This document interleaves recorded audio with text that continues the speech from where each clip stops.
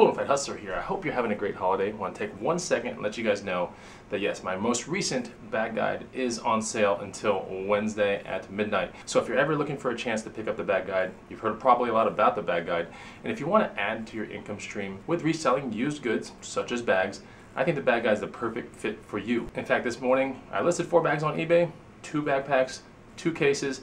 You know what? This is easy money, and you can find this stuff at thrift stores. This stuff is frequently under the radar as well, which is really good because it's not up there with clothing, it's not up there with shoes, but it can bring you incredible profit over and above shoes and clothing in many cases. So like I said before, if you're ever looking for a chance at a discount on this bag guide, now's the time up until Wednesday. Go check it out. The bag guide is going to definitely highlight what bags to buy that I have been messing with for the past 12 years. It's going to tell you how to do a proper bag check. It's going to tell you a lot of brands not to buy, which is super important. Almost equally as important as knowing what to buy is really knowing what not to buy. That's a big way to save your money right off the bat. But I honestly believe that bags can definitely add to your income stream, especially if you're going to garage sales, maybe estate sales, especially thrift stores.